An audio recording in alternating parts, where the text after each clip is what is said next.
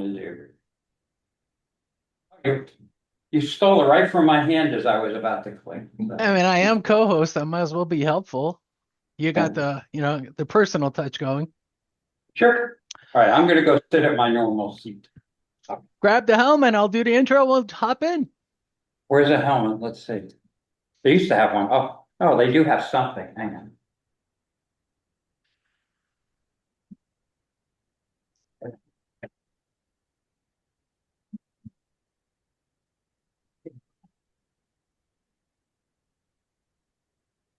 Back on that.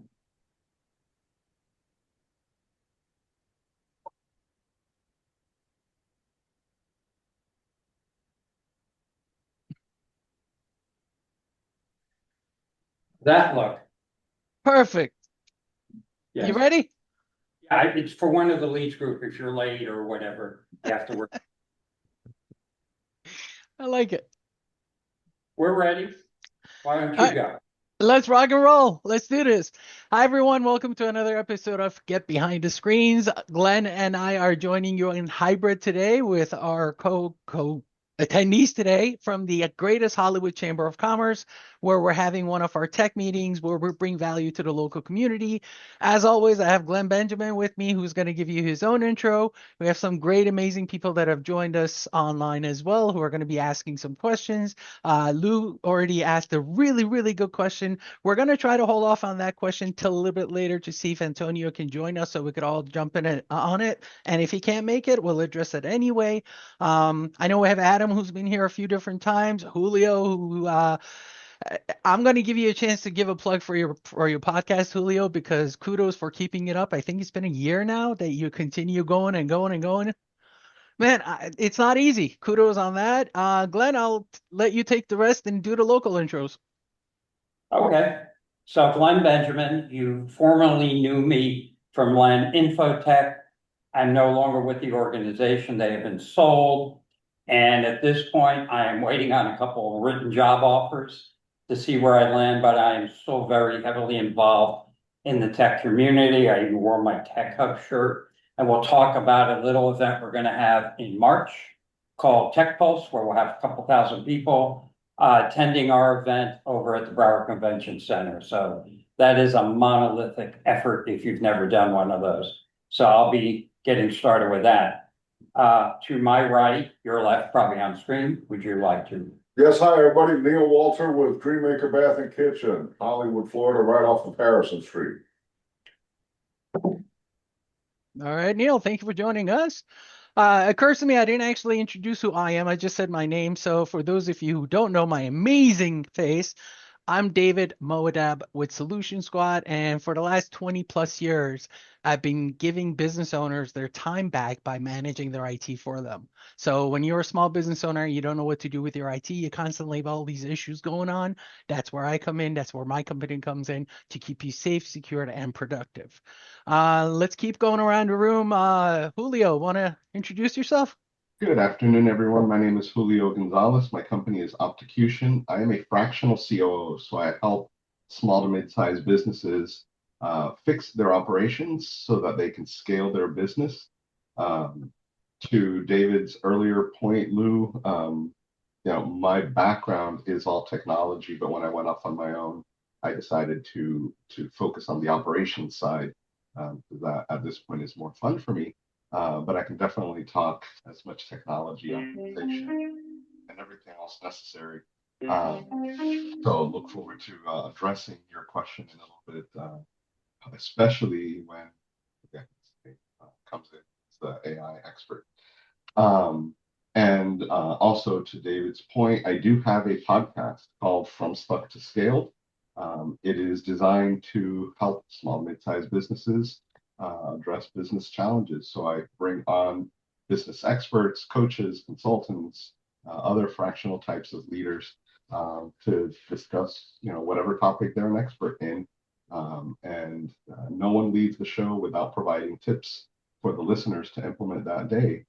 So you always get something of value from each week's show. And it's available on Apple, Spotify, and pretty much every other platform, including on video on YouTube. So check it out. I'll put the link in in the comments. Very nice.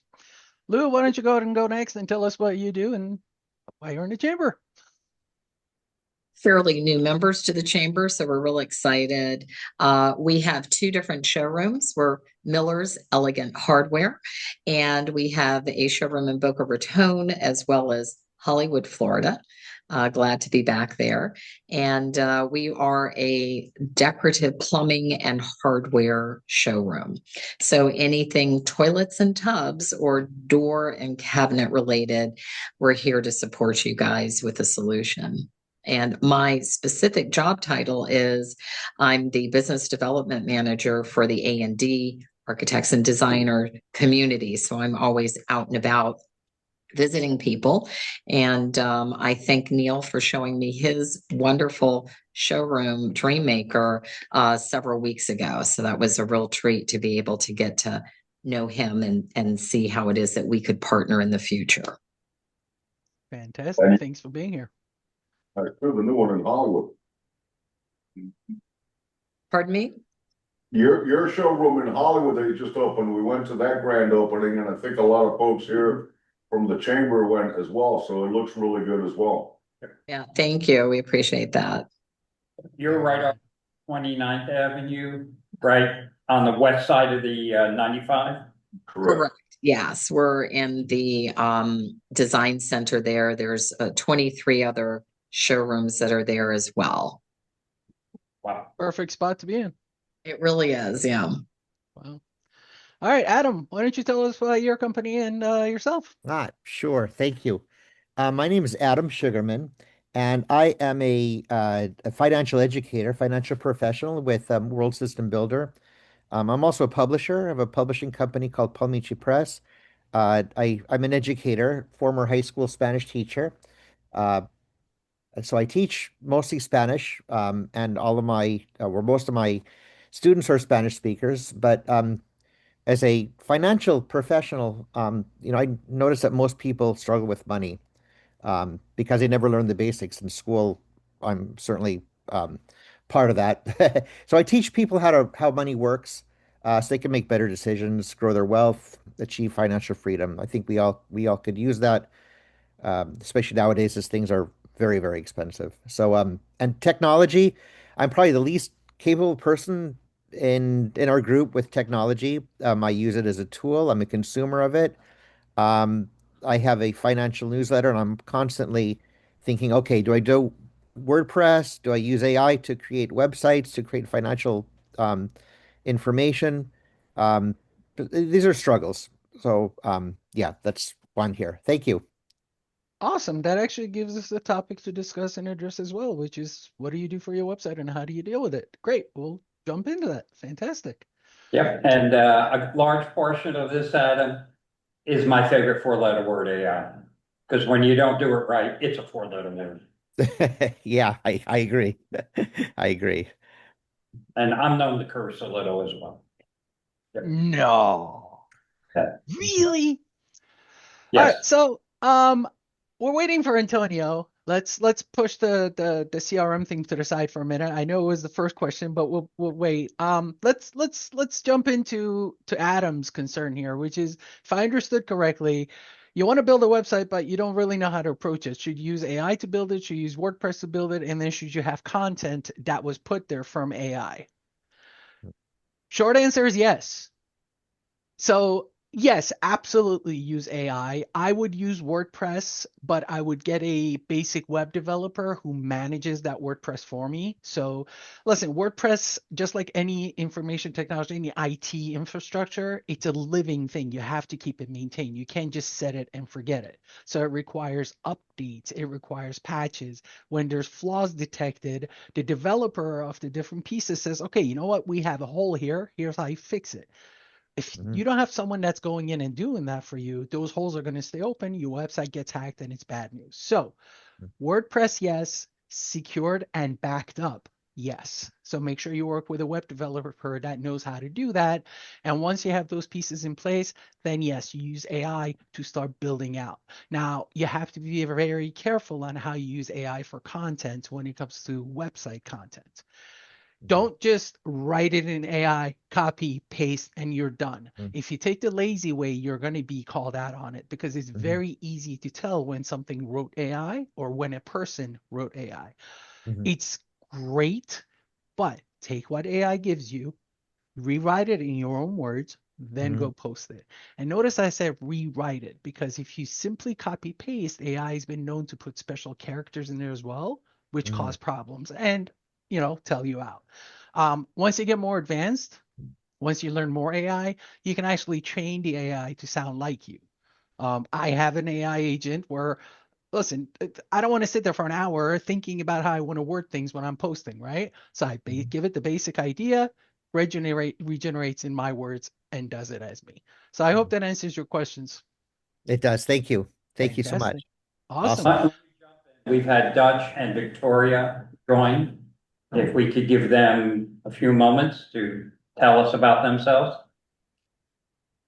Ladies Dutch, first. if you got your audio, go for it. He said ladies first. I'll let her go first. He did. I apologize. Victoria, are you there? Hi, yes, I'm so sorry. I'm having a technical difficulty to connect my video. Let's see. We have enough technical people here, and between all of us, we're useless, so. What's the matter, Julio? That hit home too hard? I see she's coming in a second time here. Oh, there we go. We got it. Now we need audio, though. Wait, Victoria, you muted on this, but there you go. Yes, hello everyone. Perfect. Thank you so much for the attention. I'm excited to join this conversation. My name is Victoria. I'm with Max Marketing, a firm. We are an AI and automation based marketing platform. We help small service and e-commerce businesses capture, nurture, convert leads. We find different solutions to optimize all the marketing services that companies already are doing to make sure they grow, expand, get more clients, and nurture the communication with already existing clients. That is definitely something that there's a need for and a good thing. That's awesome. Exactly. So Good to have you. and yes, get ready. We're gonna have some AI questions. Dutch is on deck. Come aboard, Dutch. Morning, everyone. Thanks for having me here. So I'm a little bit late. I'll try to get to a safe spot so I can join in. My name is Dutch. I'm with my partner Adam, who's also on the call, and we represent Rural System Builders. We are a financial literacy campaign organization teaching financial literacy to others, communities, helping people understand taxes, advantages, disadvantages, retirement planning, proper protection, debt management, even getting kids into college for little to no money out of the parents' pockets, etc. So we have our foundation is to teach families how to properly understand how money works, and in the process of helping them produce debt, obviously show them how we can help them make more money as well. That's the core foundation. That's mainly what I do. I work for IT for FDOT for 16 years, so I'm also in the tech space, and I'm very excited to see today's training because I'm very heavily involved in AI, and I'd love to learn a lot more what the pros you guys do. Since I use AI as well, also to push our business, to promote it, and to get max efficiency out of it throughout our busy work schedule. Thank you for giving me time. So, Dutch, how are you using AI today, as you said? Oh, in many different ways, honestly. I work with uh, probably more than a dozen different types. I do have my favorites. I understand that each one of these programs has its pros and cons and strengths and weaknesses. But for the most part, on my usual, like I just finished right now, I'm doing a lot of social media posting. So I do a lot of video, but I'm personally don't like to depend on AI generated video. I kind of still old school. So I go to AI to help me, form the proper script, and, to give me, I train my AI to give me the brutal, honest truth. And there's a few prompts that I've worked with using other programs to help me my chat GPT, for example, to be what I need him to be going forward. So every time for example, I'm making a skit, I don't have to re-explain who I am. So I make sure he locks in, my style, and how to deliver it, etc. But I'm always learning something new because he'll give me the output and then I'll tweak it, and then after I tweak it, I'll give it back to him, be like, look, this is what I didn't like. This is what we can do more, or we can do less of, and then I just wait for his brutal, honest answer, no fluff. You've already surpassed all the basic stuff that most people take years and years to learn. And one of the biggest tricks you mentioned is using multiple AIs. That is 100% a cheat code. For the longest time, I was married to ChatGPT. I learned ChatGPT. I owned ChatGPT. I pay for ChatGPT, so I'm going to stick with it. And it took me a while to learn, no, not all AI is the same, so you could switch around. There's times I'll go into Claude and I give it something to give to GPT to give me back to give to Claude. You hit the magic button, which is to share along. Now, let me ask you, just because I'm the cybersecurity guy, these are all registered, paid for accounts, right? Not all. Here's the thing. One of the sites that I'm glad you asked that, because this is where I need more knowledge in. For example, Hugging Face.io or .ia, whichever one it is. It's got multiple. I'm talking hundreds of open source AI different, codes in there, depending on what you need. But you have to experiment. Again, I guess the danger is that these are free and open source. These are, to my understanding, they're not even programs that you can pay for, because it's got you have to decipher which one is the one that you need to do whatever project you needed to do. So I'm still going through trial and error. If you guys, if you have recommendations, obviously we're here for that.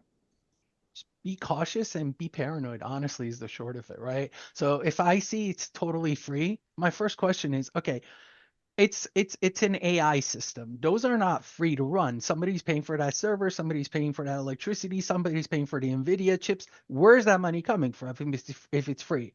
Last I checked, nobody just does nice things for the heck of it. There's always an outcome, right? So if it's free, what's the payment plan? Well, your data is usually that payment plan if it's absolutely free. We learned that, Google got us all to be okay with it because Gmail came out and it was free email back in the day.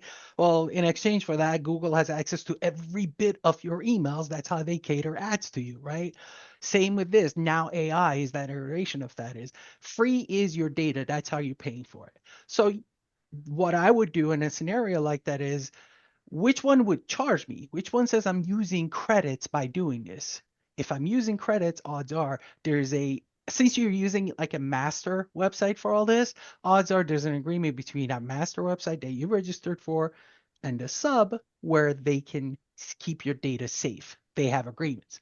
With the free one, your data is the agreement. Your data is the payment. So I wouldn't put it into anything free.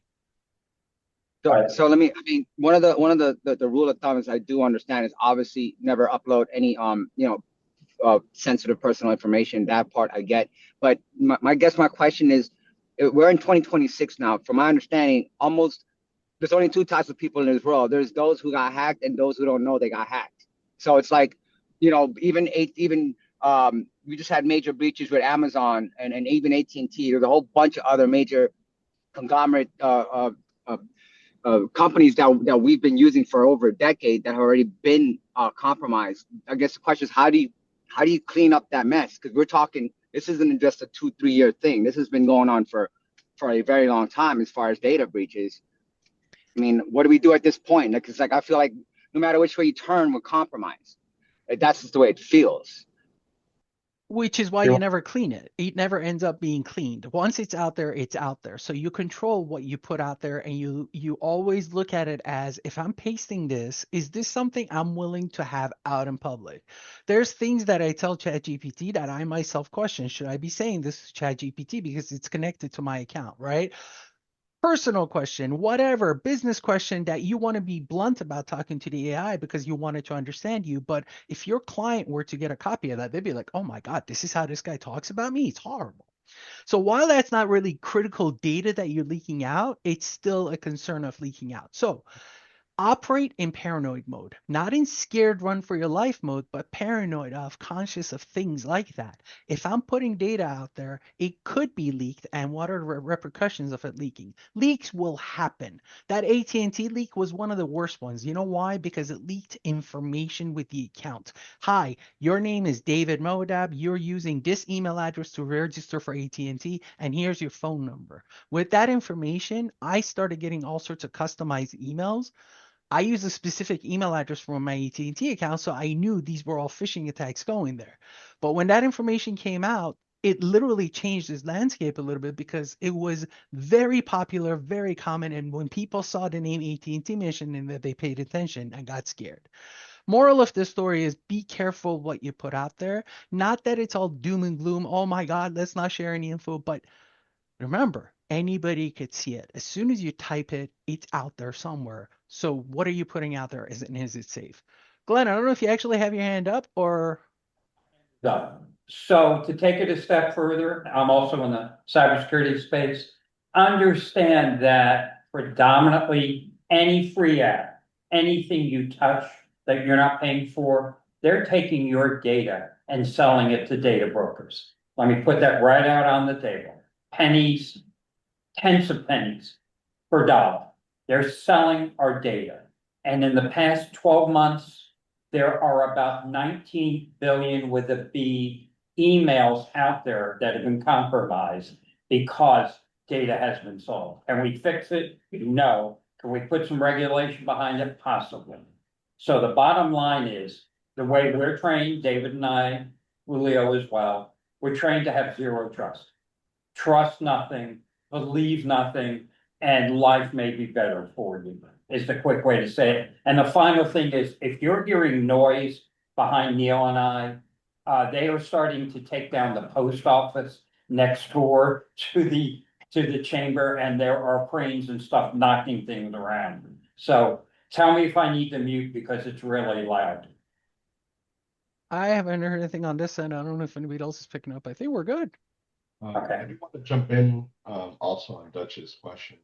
Because when you look at historical data breaches, they've been all around identity, right? So I want your social, I want your contact information so that I can steal your identity. You know, that has been evolving to more data about you. One of the biggest risks, and I'll make this from an individual perspective, there are people using ChatGPT for therapy.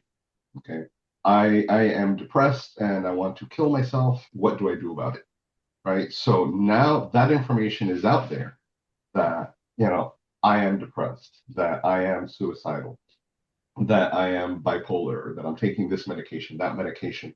So now it's information about you that can be used against you in different ways, right? Because yes, hackers may have had, if they hacked your email, they may have found some financial information, some bank accounts, but the intent was always financial benefit.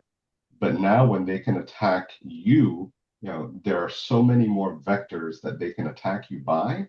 That's more than just your finances.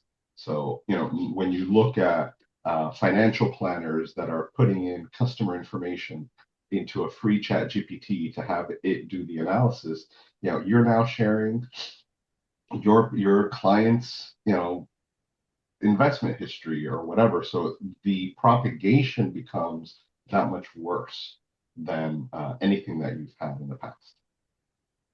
Personalized information can be weaponized. Absolutely. And that's a scary thing. You mentioned talking all this stuff to ChatGPT, telling it all these dark, deep secrets, which, if a guy is talking like that, odds are they don't want that information public. ChatGPT just came out with ChatGPT Health. All It's right. a doctor. I have Neil with a question. Was Adam? Yeah, Did he have his? I do. Yes. So, this is fascinating, and so important. So the paid versus the free. Um, so the paid, there would be, and I would assume we would need to, if we're going to pay for something, we'll need to look at the agreement and make sure that our information is secured on their end of it. um, case by case basis. Any suggestions? Adam, let me give you the lowdown. Okay. Fact is this, unless you're a lawyer and know exactly what to look for in that 400-page agreement, odds are there's something in there that gives them a loophole, no matter what company it is, because these are all these big boys we're dealing with. They're never going to be liable for anything. At least that's how I see it, right? However, that said, once you have an agreement, at least you have some sort of an agreement. You have something that gave you the impression of, hey, you know what? We're going to have some data control here. There's mention of data control. Is it really what you need? Is it exactly what you need? I think that comes in more when you're a much, much bigger company. In my own company, I wouldn't go that far, but at least there's something in place. It's not just, here's a free account, good luck. When you're paying for it, the understanding has become that for payment, my data is now safe. Mm-hmm. Can you go sue them for it? Good luck. But at least you get that safety of standard practice is pay for your data to be safe. Mm-hmm. Okay, thank you. Yeah, Of to course. build on that, these are click-through agreements. You either, click it to use the service or you don't use the service. You are not Microsoft that can go and negotiate an agreement with OpenAI. They won't even talk to you. You send them a red line contract and they're just going to laugh. So what you get out of a paid agreement is the ability to flip a switch that says, don't use my data to train the AI. That is, at the end of the day, all that you get, period. All right, and I'll finish this, then it's Neil's turn. Where was I going? None of us read the contracts, the Ts and Cs. Nobody does. If you're dealing with highly proprietary data, and this is expensive, create your own AI, store it yourself, back it up yourself. It's very expensive to do it, but I know a few companies that are running their own AI without using the cloud. I'll leave it there if that's a concern. Neil had a question or comments. Yeah, so with this AI thing, what we're finding here over at Dreammaker, which has turned into a nightmare for us, is the bots are now going to landing pages, creating fake leads for us with Mickey Mouse names and phone numbers, and it's wasting a lot of my time. We also have now AIs that are doing the dialers that are dialing in, which again, as you guys have mentioned, as you all knows, they're just seeing if this is a real number. They want to sell the information down the road and stuff. So the question is, what are we doing on the flip end of this as somebody that's being basically bombarded, attacked by AI, to be able to go in and block that and eliminate those fake leads and shut that down at the source, so to speak? Welcome to the world of cybersecurity, right? It's always been that cat and mouse game. The technology gets better, so the bad guy figures out, hey, I could send people emails to tell them they've been hacked, and then they'll send me money. And then guys like me figure out, hey, this guy's going to send that email. Let me find patterns in it and block it. And then the guy says, oh, there's AI now. I could write my emails nicer, so I could get through this guy's block. And it just keeps going and going and going and going. There is no magic answer that's going to stop it.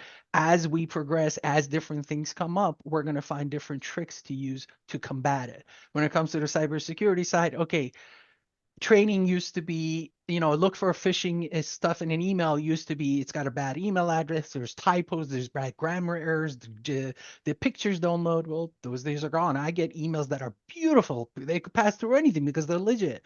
So it comes down to retraining the user of apply logic. Did you expect the email from this guy? Was this guy supposed to do that? So point is, as we progress, different tricks are going to come out on how you stop those bots off your website and things like that. Used to be you could enable CAPTCHA. Well, bots could get right through CAPTCHA now, saying they're not, the robot is the robot, and it's all good. Different technologies, little by little, start getting implemented to block those issues you're having. Right now, I don't know if any, unless they're industry specific. Yeah, so we did some research on this a little bit, and one of the things that they talk about is what's called I think it's called a honeypot. Yep. It's honeypot fields that's not visible to humans, but the bot will grab it, and then we've got to disqualify it from the server. But then I guess the best question for me is, who are the best people to talk to that we can sit down with and have a conversation with on this issue. Because what's happening again is, all of this is going in, it's creating a lead. I'm wasting time calling and looking at these leads. So I need to stop it at the source, not after the fact. Is there a company or somebody that you guys can recommend that would be the best avenue for me to have a chat with? These are leads that are coming in off your website? Yeah, so we have a couple different things. We have several different landing pages, and of course, you've got the form and everything like that they fill out and everything, the name, telephone number, stuff like that. That's now automated into our CRM. Our CRM will then pop out the email to me saying that this person sent this information. In other words, it's a lead, right? Right. We're trying to stop the bots and the BS, somebody in Mumbai or something like that, trying to get us to waste time because they want to sell us something else, Right. That really comes down. I'm sorry. Go ahead, you go. Oh, that really comes down to your web developer. Whoever is creating that web page puts into the stopgap the technology to block that. What I also would do is start looking at the content of what's coming in there. You may be able to get something to scan the content. And old school, I don't know if anybody's going to like this, but you could always have old school CAPTCHA. Back in the day when there was, match a puzzle or check the box to make sure you're human and all that, used to be you literally wrote, what's 2 + 2? Or you would put something vague and have them fill that part out. If that's something you see your client base accepting, and if you think that's something you could get away with, it's a very simple fix, which is always put number 4 in the next field. And if they don't put number 4, it's probably not a human, it's a robot filling a form. Those robots usually have specific instructions on what to fill in. It wouldn't put 2 and 2 together to tell you to 4. It may be a simple fix for you, but outside of that, that really comes down to the web developer and how they protect the web server also. You could also do geo-blocking, which is don't let anyone from Mumbai access my website. I'm a US company. No one ever goes to my website from anywhere else. Limit my landing pages, for example, to just US based companies, US based IPs. That'll help. Yeah, that's great. Can you set it up so that from the geographic location, can we set it up so that only people in the state of Florida are able to do this? You can, but it's not a perfect science because first of all, there's ways around it. There's a technology called VPN. So I could use VPN technology to go anywhere in the world I want to be. I could appear to be anywhere. So that's out. But yes, you could get IP, you could geo-block by states. You could even go all the way down to the city level. MaxMind has all that stuff. So yes, you could. I would be very weary on how you do it and where you do it, because if you apply it to the wrong parts of your website, you're going to block things like Bing from being able to access your website. And Bing is going to blacklist you for a year. And you're going to be the guy like David 6-7 years ago. I did that and it didn't go so well. So make sure you apply it specifically to where you want to block things. And what you mentioned a company just now? There's what a was it? database that's kept about where each IP address is from. It's called MaxMind.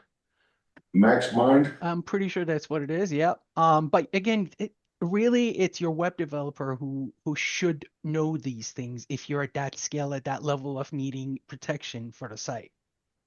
Right. Okay. If you get a better quality firewall, you can get a Palo Alto firewall for under $1,000. You can you can do geolocation blocking just by name. You don't need to worry about these third-party services. So you should look at something like that, not necessarily adding more and more. But Hiola, that's if they're hosting it in-house. This is probably hosted on some third-party server somewhere. That's correct. Then that's a conversation with the host. Yeah. Because you can't add your own software at that point to GeoBlock. If you do it locally on the website, that's garbage. You have to do it on the network or on the network end. Yep. That's 2 things, and I'll shut up. You need to have a written acceptable use policy. You're going to need to tell us what comes through the whitelist versus the blacklist. You're going to wind up telling us what you want. And there are services out there that do threat intelligence. One of those companies might be hiring me soon. 11. And they're able to look at IP addresses and who else is in that same data center. And if we see a lot of criminal activity, bam, it's cut. They can't get through. That's a potential new opportunity for me to talk to you. But you're going to really have to sit down and map out what's acceptable, what's not. Now, I don't know what this is costing you. If it's a dozen calls a month, you probably live with it. If it's hundreds or thousands, then you're gonna have to do something. Otherwise, you have more hair than I do. Yeah. But, those stupid things drive us all crazy. Yeah, it's between, I would say we're probably getting anywhere between the phone calls and the bot phone calls and the fake form fill outs. Anywhere between 5 and 15 a day. So you're getting 100, maybe 200 a month. That's pain in the ass. It is. It Yeah, really is. so we maybe don't have to deploy all the gear to make it, but somewhere there's a middle ground that says I could deal with 5 a month or something, but I can't run my business. And Julio or David, am I close on that one? Yeah, and what I was going to go back to Neil on was, from a pure business perspective, one of the, in big quotes, easiest ways to address this is to have your CRM do automated qualification of those leads, so that you only get a qualified lead. So before it gets to you, you have to run it through whatever funnel is built into your CRM. And if you're not using a CRM that has workflow automation, it's time for another CRM. But you have your CRM automatically respond to that lead with your qualifying questions, fill out this form, whatever that looks like. And once you have that additional information, then you route that through to yourself or whatever other sales. That's a very good idea. Let me simplify. You're gonna have AI qualifying AI. Absolutely. So bad guys are using it. The good people that are trying to help are using it. And you would wind up using two that are interfacing. And is this real? Are you coming from North Korea? Are you coming from Russia? Or is it being routed God knows where? For 200 calls a month, I wouldn't get crazy. I wouldn't spend a whole lot of money. But there are ways to try to screen it. Take it from, again, 200 to 5 or 10. You could probably tolerate it. It's going to be primarily through the web hosting company, the web developer. And whatever software they're using to enable this. There is threat intelligence out there. And I think David said it earlier, who's building the better mousetrap? And a perfect timing as Antonio was on. Antonio, come off mute. We found for you and you alone. Hey there. Hey, so this has become the AI hour. What a shock. Yeah, really. I have an article from LinkedIn yesterday talking about it, but I'll talk about it later.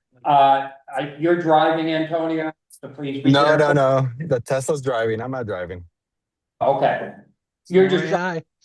right? My AI is driving. Okay, cool. Shit. All right. We've had a question here from Neil, paraphrase and tell him. Yeah, sure. So it's all, we're talking about AI, and of course, it's all great when it's on our side of the fence, so to speak, us looking to use it as a tool. The problem we're having is that it's on the flip side now, where AI is creating all these fake leads. It's coming in through, automatically filling out the contact information on our landing pages, as well as, the robocalls. So what do we do in that case, Antonio? So you're having like AI bots do that to your business is what's happening? Yeah. And he's getting 15 a day.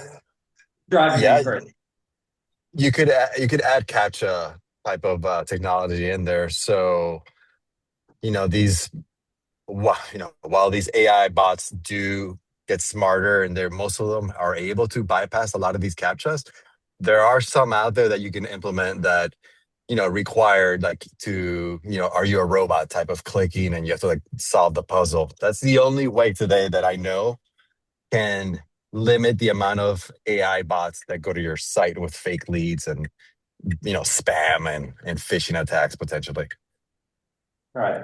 So that's a caption where you have to identify the 4 pictures of a traffic light in one of those diagrams. I despise those, but it might Not be even the, those, but the puzzle pieces one actually works a little better. The photo ones have been um they've been manipulative.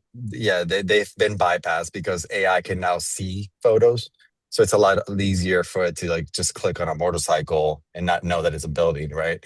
But yeah, the ones that you kind of like have to drag the slider to fit the puzzle piece in the image, those are work really well because AI is not there yet where it can do that type of physical type of movement.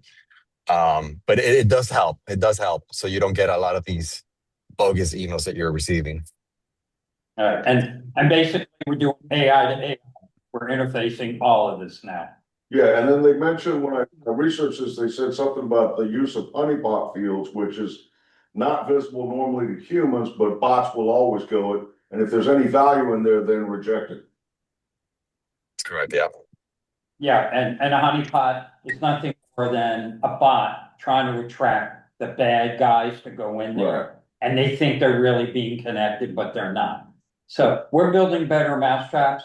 Can we as humans keep up? Hell no. And even AI we're having trouble with. What would be an example of a honeypot? You just won the Publishers Clearinghouse sweepstakes. Yeah, let me go there. It's social engineering. The most of it is, but it could be, hey, here's where my IP address leads you to the crown jewels of my company. They come up with something. Oh, I want to go there, and now they've grabbed you. So if we have on our website, we have the form, the landing page with the form for them to fill out, give us all the information. What else would you put on that landing form that would be considered a honeypot to grab a bot? Glenn, can I specific to that question, specifically to doing it that way? A honeypot is it's an invisible field on that form. So you got first name, last name, company name, blah blah blah, and there's this field which is invisible to the naked eye, meaning it's considered hidden. So you're looking at it, you don't see it. When the bot sees it, the bot sees the code for the page, and it says, "Oh, the code here is asking me for this info. Let me fill it in." It fills in that specific field that was invisible. So when there's data in there, you know that wasn't a human filling it in, that was a bot filling it in because only a bot could have seen that, and you dismiss those entries based on that honeypot. In this specific case, that's what honeypot is referring to. So it would be embedded code within the web page then? Yep. On the form on the web page, you just have a hidden field, and if that gets filled in, then you know it wasn't a human. A human wouldn't put that in there. That's correct. Yeah. Right, and I've already alluded to the fact I'm about to get a job with a company that does this type of threat intelligence at very, very high levels. The average small business customer would walk away from what we're doing, but we know all these IP addresses. We know who's at every data center, and if there's criminal element under, nothing's getting through. We're just going to stop because we know they're all working together. Yeah. So Neil, using all of this to go back to what we were saying before with the IP addresses and VPNs and everything else, right? So yes, you could see where somebody's coming from. You could limit them to Florida, but what Glenn is talking about is every IP address. When you go online, whatever device connects to the internet has an IP, an internet protocol address, right? So that's usually unique. Not unique to your device, but unique to your provider. So based on those IP addresses, you could start painting a picture of, listen, whoever keeps coming from this IP address or these group of IPs, it's usually bad guys sitting in a data center doing bad stuff. So now technology is getting good enough that you don't necessarily just have to block by location. You could actually get a credit check on an IP address. And that's the company Glenn is mentioning, that they have a database of the bad guys now. Not only, this guy's in Florida, but these IPs that are used are usually for malicious traffic. Now it could go tell your AI on your website to block it. I think it's still emerging technology, but that is the flip side of what you were saying before of how do we deal with this? Well, we deal with it with these new technologies coming out that help us circumvent the VPNs and things like that. Sure. And by the way, it's not that new, David, but for the sake of this conversation, it's new. It's a newer tool that the criminal element is using. And by the way, I'm going to put this to a vote. Going forward, do we call this the Tech and AI Hour? or something like that, because we've not talked tech whatsoever in 45 minutes. This is true. Hey, before we deviate too far, I want to give Lou a moment because she actually had an Antonio question, and now that you're here, I want to give her the time. She's building a CRM right now, and Okay. she is looking to figure out how to best enable AI and use AI to work that CRM for her. And she also had questions for you on your. You had mentioned designing a interior designer app that she had interested in. Oh, sure. Yeah. Yeah. So a couple of meetings ago, you mentioned that you supported someone pretty quickly in creating something. One of my biggest hurdles is I go out and visit architects and designers daily. And so I've created my own template, if you will, that I manually fill out that answers questions.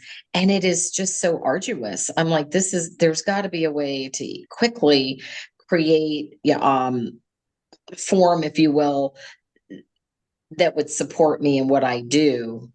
Because often I then don't do it because I'm too lazy and I'm on to the next thing. So if you could just share briefly what you had already created for someone, and if you have suggestions about, there might be an item that's already out there that I could manipulate to support me as well. Okay. Yeah. So first, I created a interior design tool that it was from the previous November chamber event that we had, and I think her name was Mary, and she was an interior designer, and basically her idea was that she was using AI in the same way, kind of like you're using it, in her own approach to it, where she would take a picture of the interior room or whatever needs to be redesigned, and she would try and get that room to change a little bit. But what ends up happening is that if you don't prompt correctly to these image generation models, it'll change the full thing. So what I ended up doing is, since I know how to kind of like manipulate these prompts and the models, I tightened up the guardrails so it wouldn't change the room. It would only change specific things that you want to change in that room. So I think for your use case, I don't know if you're actually doing anything that's with pictures or photos or anything like that, but I think for you to use something like a questionnaire while you're with your clients or anything like that, there are definitely a ton of tools you could use. You could even do this inside of ChatGPT actually and connect to your CRM, so it feeds one to the other. Paid version, right? Not free version, because I know Glenn loves to say if it's the free version, you are the product. But if you're paying for the ChatGPT subscription and you're paying for CRM, they can actually talk to each other. And if you're like, just say you're in a meeting and I don't know, you open up your microphone on your phone and just record the meeting, it can take actions for you. There's definitely several options you have here. I don't know if I Okay. answered your question, but if you need me to clarify anything, please go ahead. Okay. No, I believe that you have. I'll look into that. Yeah, if anything, just reach out to me. We can sit down and I can help you map out what it would look like on your end. What tools do you have today?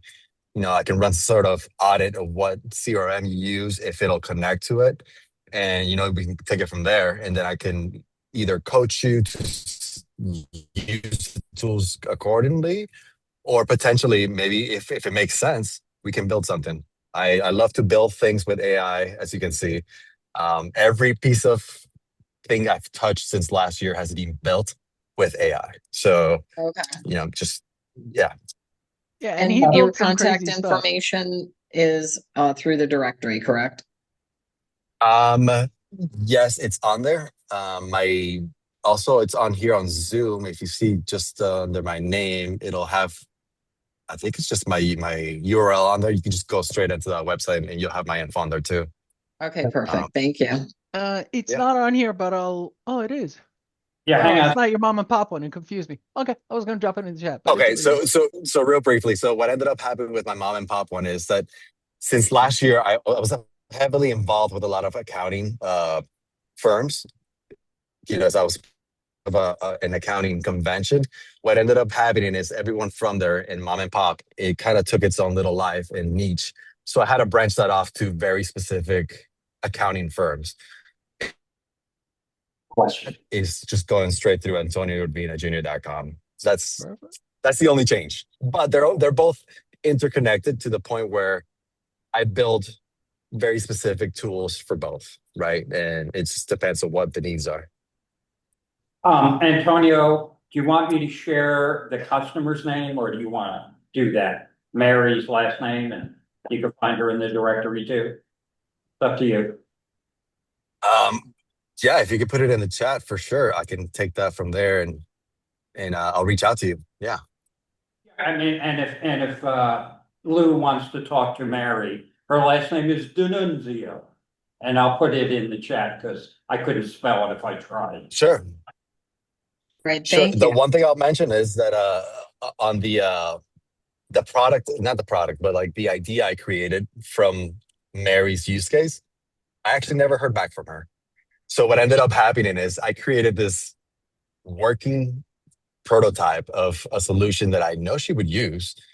And I just actually just promoted it on my own social media. So what ended up happening is that other businesses started to come out and say, hey, I could use this.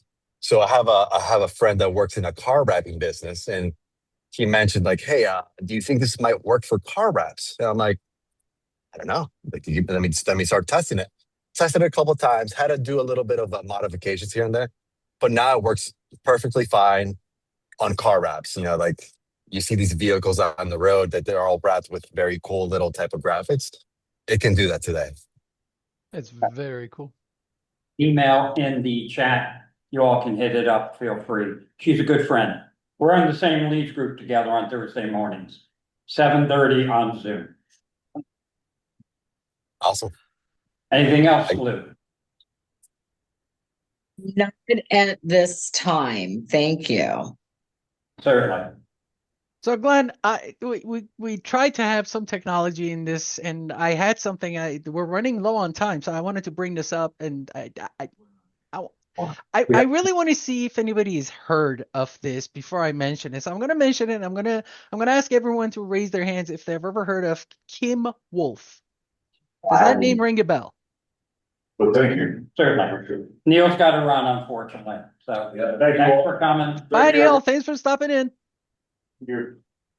So in case you guys haven't heard, there's this new thing going around where you buy this really cheap Android device. It's basically like a little TV box. They're very, very popular. There's more than 2 million of them out there right now. And you could use this cheap Android device to watch free TV, sometimes pirated TV, but for the most part, free TV.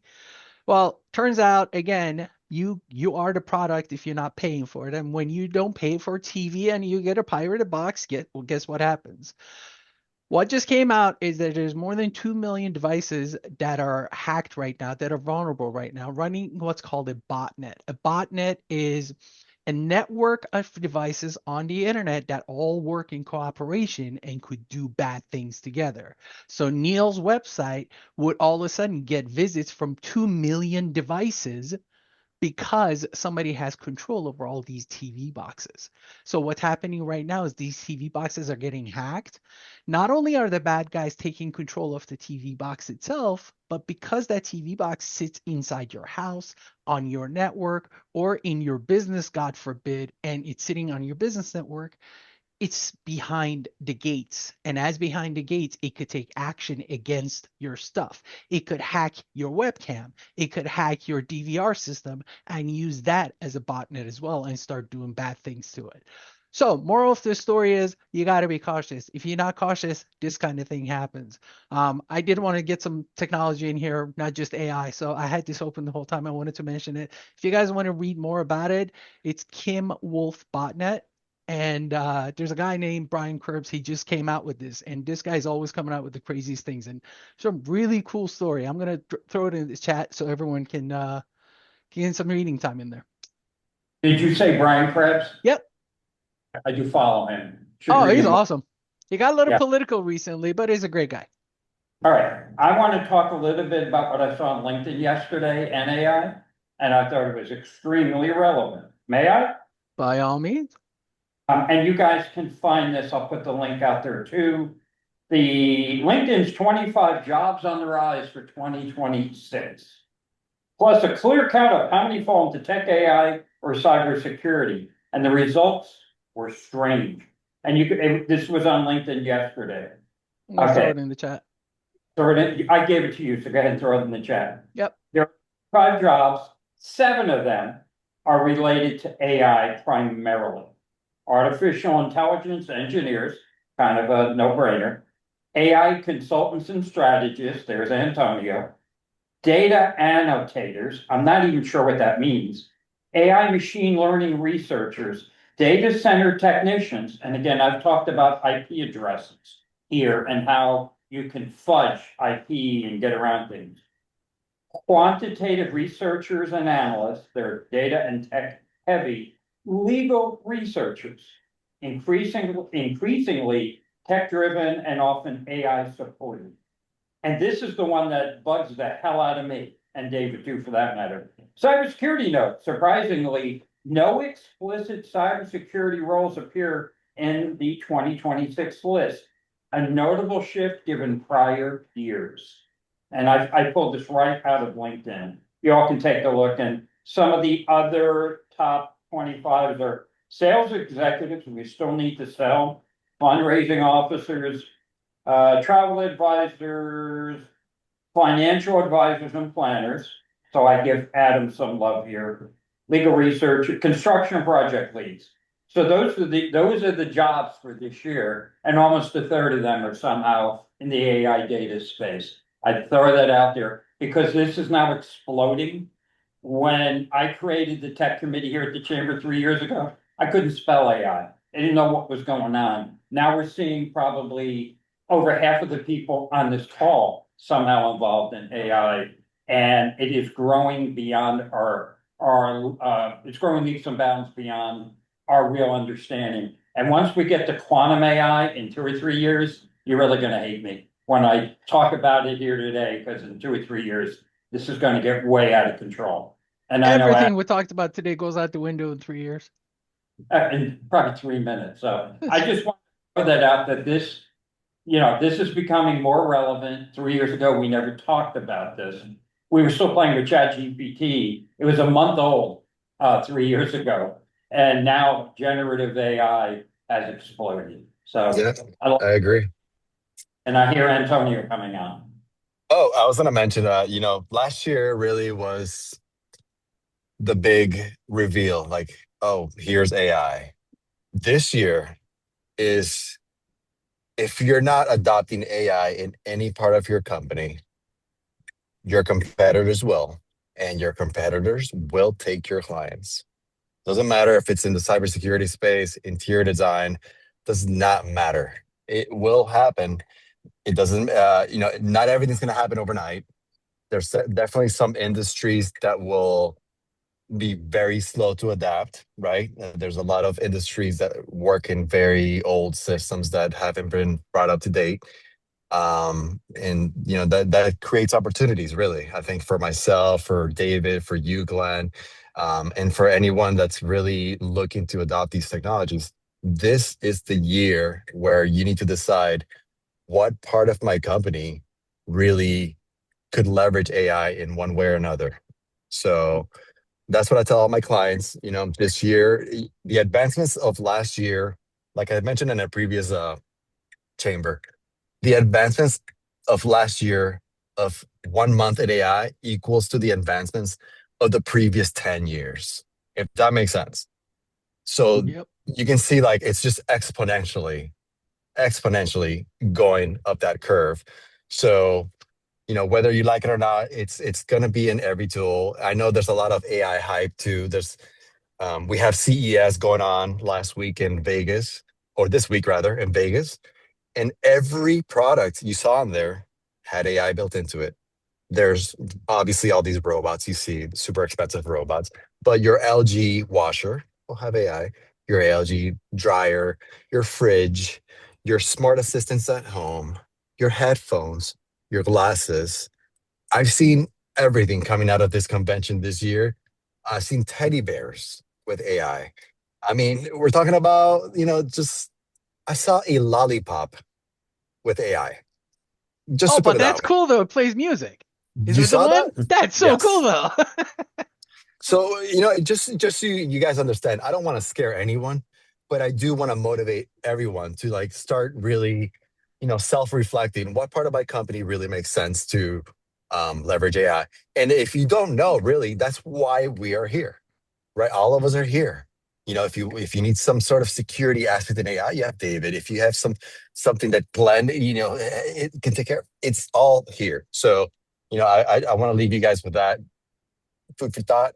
Just start considering what parts of your company. I know you guys join it because of these reasons, these chamber events, and I'm looking forward to getting more of the chamber really involved. So when you guys have your leads meetings and all of that, I would really encourage them to join these meetings because they're missing out on all this information that we're giving. And most people probably don't even know that all of us have decades of experience.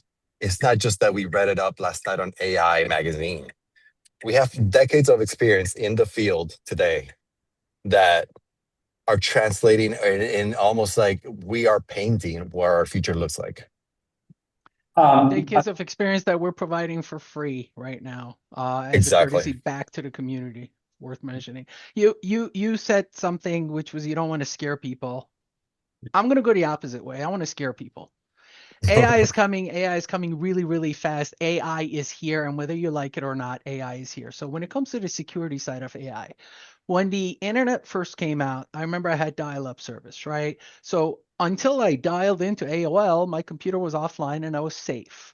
As we progressed, we got constantly on connection. So the computer was always on. It wasn't scary. The computer was connected to the internet. So what? As we went, bad guys figured out, well, wait, if that computer is always connected, I could start doing bad things to that computer and doing bad things with it. We're at that stage of AI right now. We're that computer that's first connected to the internet that nobody knows what's going on with. We're still figuring out all the gotchas and this and that. And just like in the cyber world with our online connections, we realized, oh my God, leaving these things open is just like leaving your front door open. Oh, we can't do that. We got to do this. We got to do that. We got all these safeguards slowly started coming into place. We're at that tipping point now where we're learning the safeguards that we need for AI as consumers. The governments, the big boys, whatever, they can deal with it on their own. But as consumers, we're learning how to deal with it. We're at that tipping point. So be scared, be cautious, just like you should have been back in the day. Not like I was telling Dutch, not scared, disconnect your computer, stick it in the closet, but cautious, awake, paying attention to what you're doing. Critical thinking, as Glenn loves to say, apply that, because if you're online, you're not alone. And if you're not alone, what's the bad guy capable of doing with you, your company, your data, and at the end of the day, your reputation? Which is where I come in. I help protect your business from all that bad stuff. All these IoT things that Antonio mentioned, all these smart devices that are going to be in your house. So that teddy bear, that lollipop, your washing machine, your dryer, your fridge, all those are devices connected to the internet that can all technically be hacked very easily because of making connections to the outside world. And those same ones are probably sitting on the same network that you bring your work home with you and do. So now your laptop that is secured, blah, blah, blah, blah, blah, is sitting with all these bad guys. You have it sitting in a really bad place. Is it actually protected?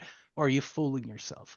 So those are the safeguards that we all have to be aware of. And the wake up call, the fear factor, it's not the fear, it's be awake. Okay. I'm going to give you my final thoughts, Antonio. You said something perfect about, what kind of jobs, where this is going. When I'm talking to students, and I am on the advisory board of our tech schools, and if you happen to be an electrician, a plumber, any blue collar job, you're safer from AI than the rest of us. So the kids go, oh, we hadn't thought of that. Yeah, you're going to have a job for a long time. Now, operationally, that company still uses some form of AI. But at least when Yeah. I'm talking to students and training them, hey, you're probably a few years off before you got to really worry. But I'm going to tell you, get a good STEM/STEAM education, because this shit's changing dynamically fast. Yeah, you can see mechanics today. Like I've seen some guys I follow, like it was YouTube or TikTok. I saw a mechanic inspect a car that he wasn't very familiar with. Guess what he did? Opens ChatGPT camera live, looks at the car, is able to do and ask questions live in real time and get real-time documentation about that car so he knows exactly what he's doing. It's going to affect every industry, including plumbing, including electricians. You know, an electrician can look at a wall panel, and be like, okay, let's figure out what model this is and what's typical wiring of this. So they don't have to go and disassemble everything and look behind it and see what's going on. It's slowly, but every industry will be affected. There's no safe place from it. That's a fact. Everything it touches, and it's being bolted onto everything, but that's a whole other touch point. I know we're a little past time, so anybody have final thoughts? Yeah, I just want to say something real quick regarding AI. You guys mentioned, the interaction is becoming more and more in depth. I just the other day was rolling around and I seen they have AI companion. So now people are even more disconnected with human touch, and now they're relying on boyfriend, girlfriend, AI. I mean, the psychological threat that's going to cause, I can't even imagine. But because you guys are Yeah. talking about, use paid version. So somebody pays for a boyfriend or girlfriend. Now what? I'm just Yeah. saying. You're not wrong.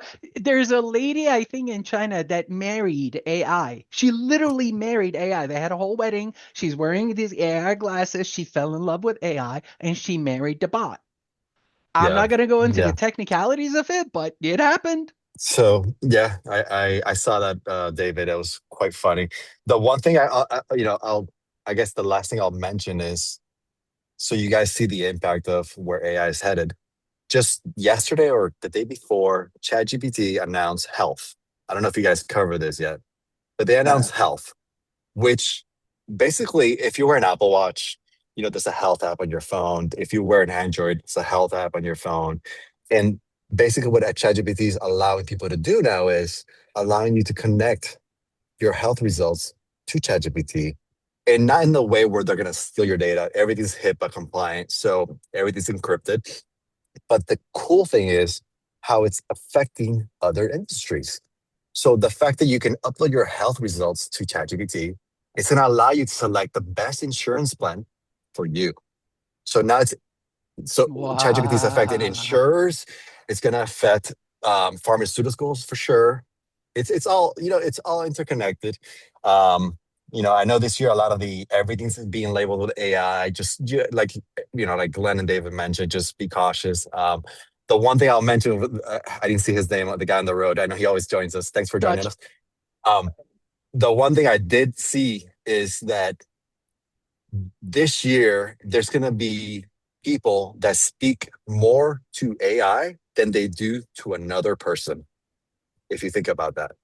So they're going to be like brainstorming with AI and talking to it a lot more than they do to a regular person, just because they have that, genius in the pocket type of deal, or they're looking for advice on something, but it's happening.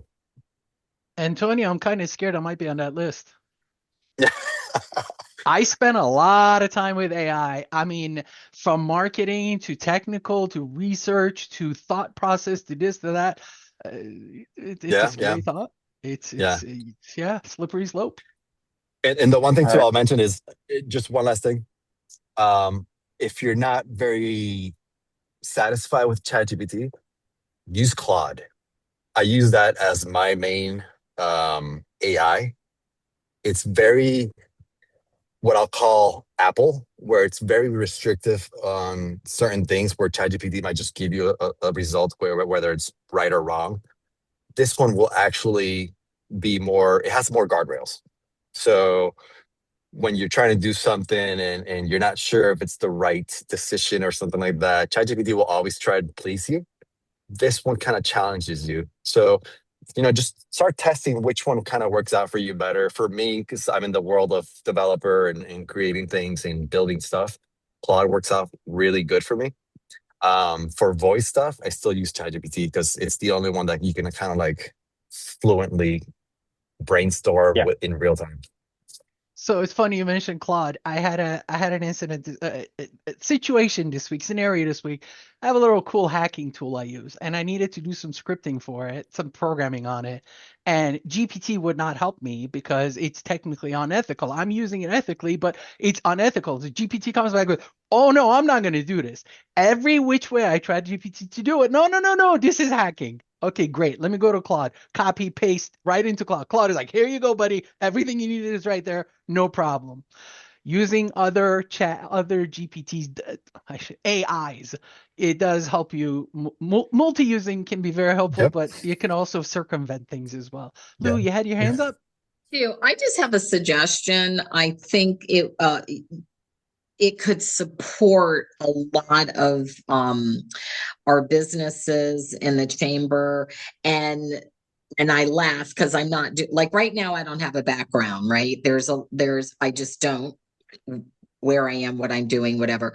But if there would be a way that we could do a session that is specific to creating a background, I know that's super basic for everyone that's on here, but also creating, having the right video and lighting to support meetings and things like that.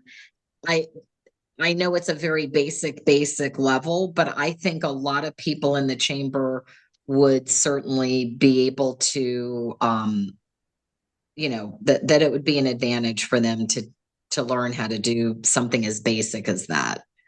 Meeting prep with AI. I like it. Yeah. Cool. Well, that's becoming obvious today, right? I said it earlier, joking. We'll call this the Tech and AI hour. I think we need to go even broader with this. The AI hour. But Yeah. super simple, and come to the meeting with these things or before and after or whatever. But there's quite a few, and then different meetings, to be able to do a Zoom versus Teams versus, there's several different meeting platforms out there, and how to maneuver through some of that. Maybe something super basic, but I think Yep. a lot of I people agree. I agree. Yeah, no, for sure. I was thinking something very similar too. I was gonna run it by, of course, Glenn and David, but I was thinking we should definitely have like a very focused type of session. Hands For on. example, yeah, like hands-on, we can cover different things within that session. But like, for example, we can have one that's just ChatGPT, right? Because that's the main one everybody uses. And the next one we could use Gemini because everyone uses Google. And then the next one we can use something else where everyone will get a benefit out of it and like a results driven type of thing out of it. And David, Glenn, now you heard it. So let's, we'll circle back between each other. I think it's a good idea. It's not just I'm not saying just leverage the tech committee events. I think these are valuable so everyone can join. It's very broad.